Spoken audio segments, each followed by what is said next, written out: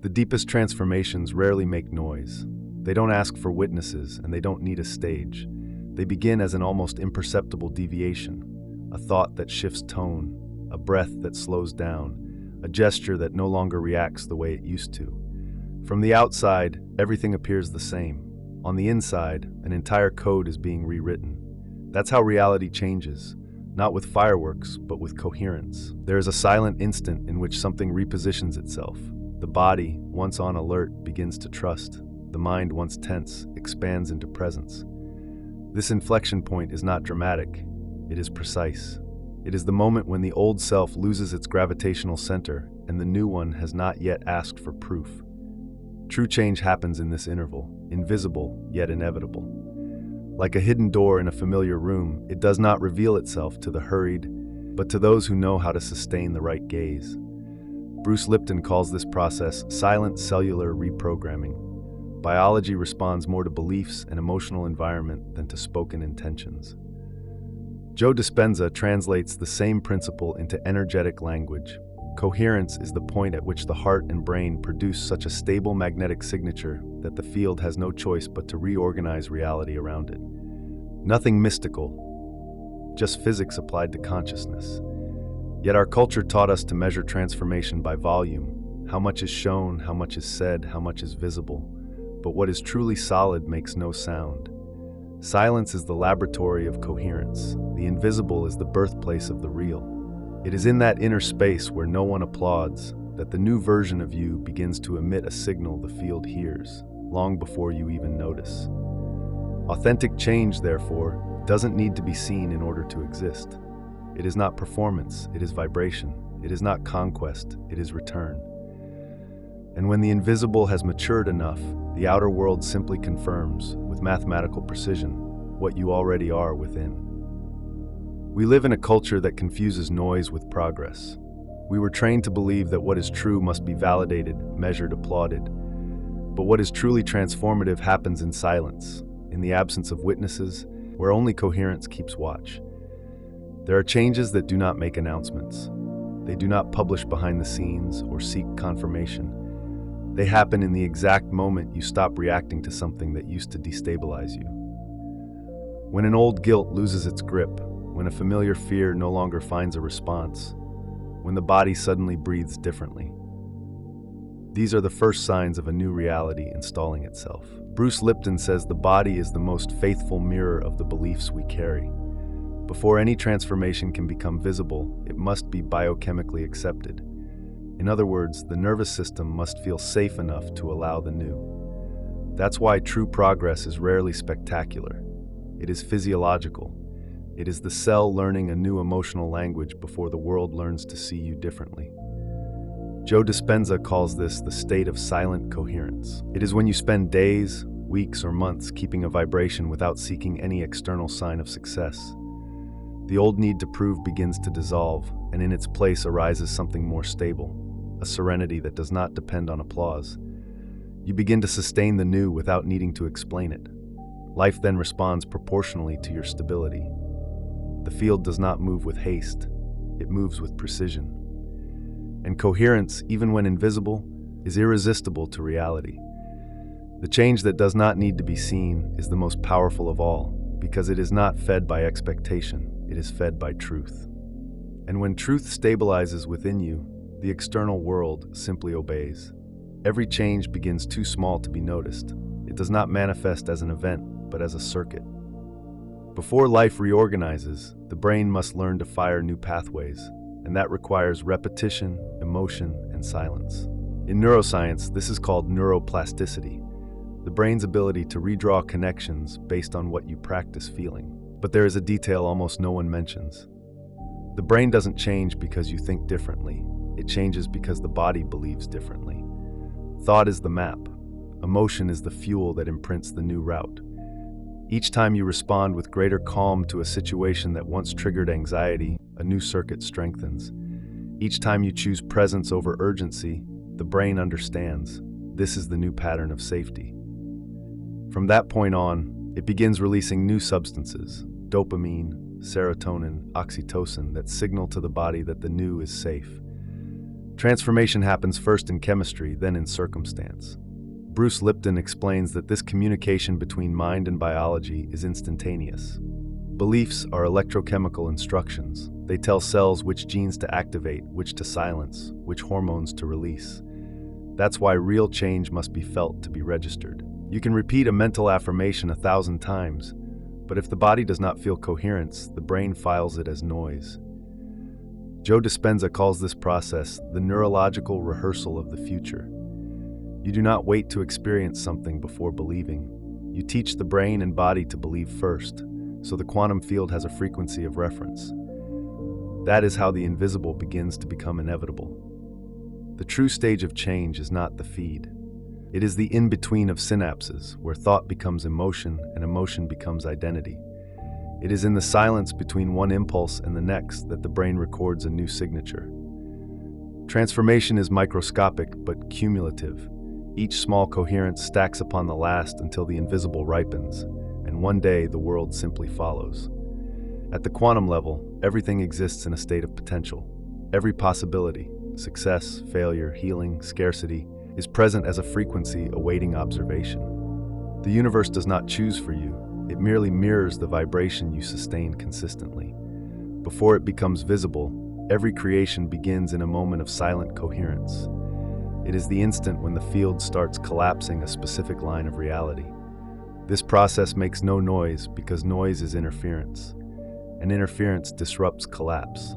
The field responds to the precision of the signal, not the intensity of the intention. Imagine a laser. The difference between a flashlight and a focused beam of light is coherence. When all photons vibrate in the same direction, the energy becomes measurable, effective, capable of cutting steel. Consciousness works the same way.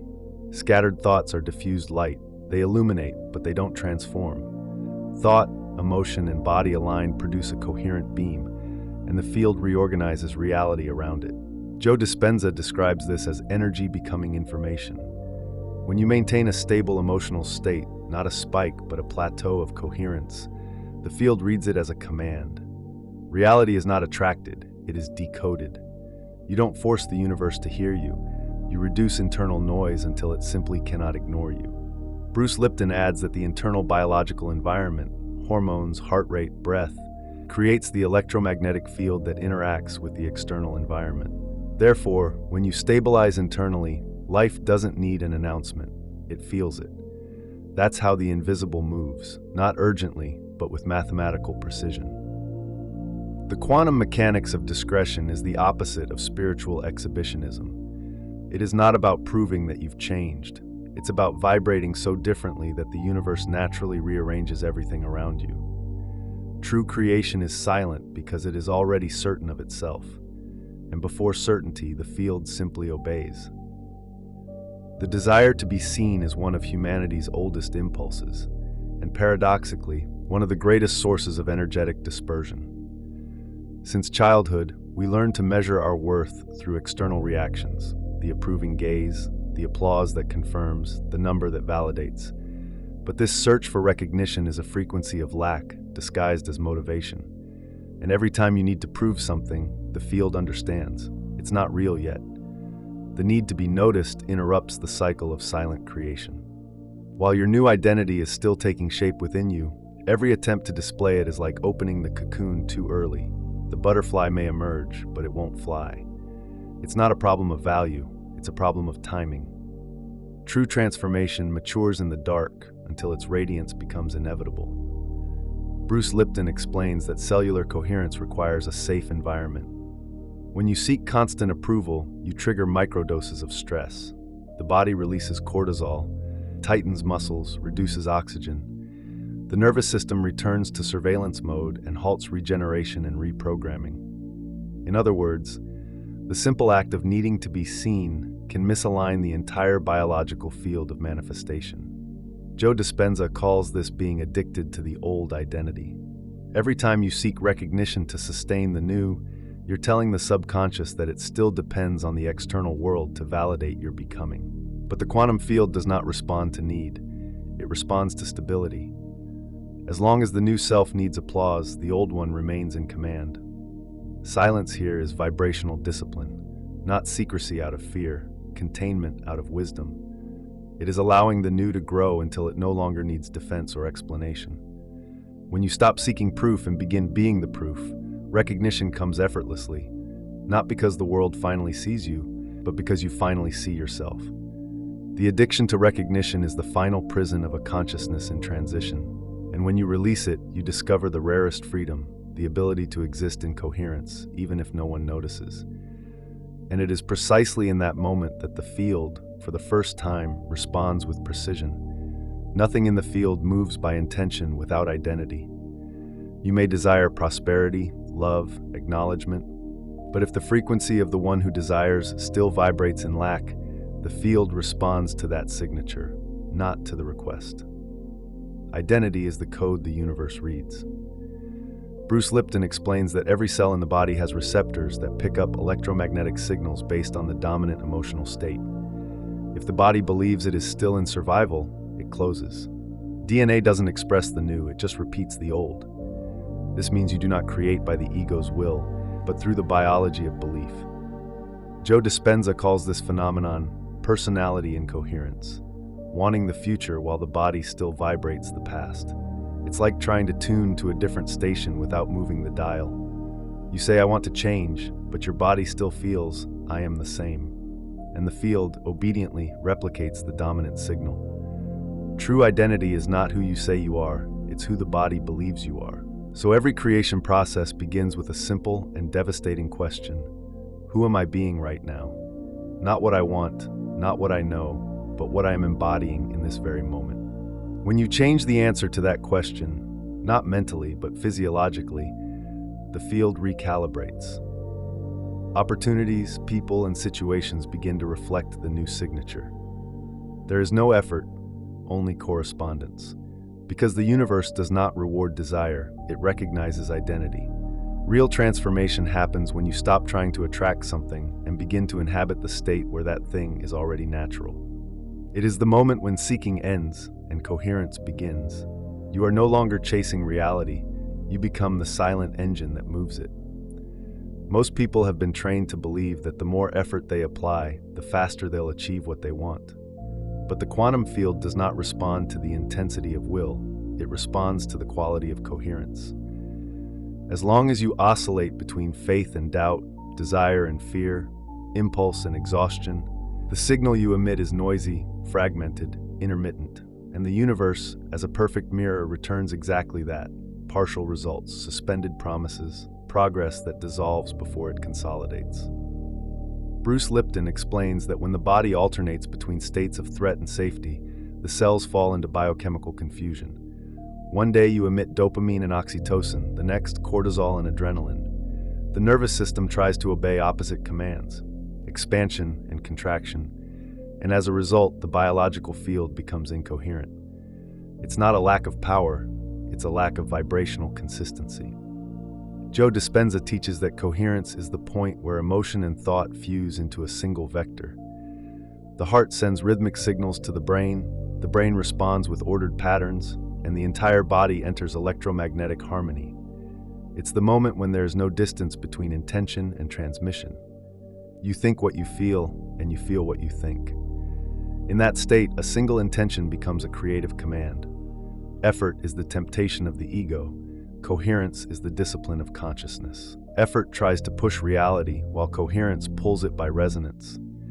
It's the difference between rowing against the tide and opening the sail to let the natural wind carry you. Effort generates friction. Coherence creates flow. When your frequency is steady, time bends in your favor.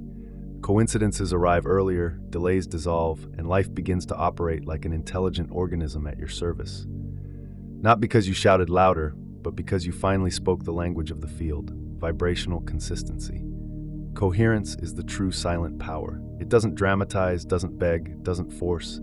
It simply maintains, and by maintaining, the entire universe reorganizes around it. Not every spiritual practice needs incense or mantras. The most powerful rituals are the ones that happen in silence. When you align without announcement, when an ordinary gesture becomes a passageway to the extraordinary. It is in the breathing, in the waking, in the lying down, that the field is informed about who you are choosing to be. Consistency lies less in what you do and more in the state in which you do it. Bruce Lipton explains that by breathing consciously, you alter cellular chemistry and redefine the internal environment of your cells. Each inhale communicates safety. Each exhale signals trust. This simple physiological adjustment pulls the body out of survival mode and into creation mode. It's not just oxygen, it's vibrational instruction. Breath is language for DNA. Joe Dispenza calls these moments microportals of coherence.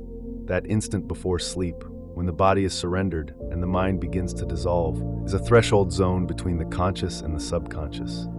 Visualizing, or simply feeling, the desired state in that moment imprints the new signature directly into the quantum field.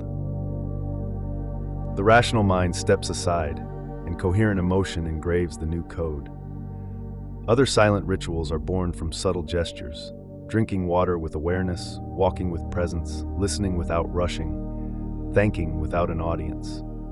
Each act retrains the nervous system to recognize now as a safe place, and safety is the fertile ground of manifestation. While the world seeks complex practices and noisy formulas, the conscious observer discovers that the secret lies in repeating the essential with pure intention. Steady breath, relaxed heart, witnessed thought. This triad is the code of alignment. And the most curious part, the quieter the ritual, the louder the universe responds. Because the field does not respond to the volume of the prayer, but to the clarity of the vibration. Transformation rarely begins with an earthquake. It begins with small ripples, discrete repetitions, subtle choices, frequencies sustained even when no one is watching.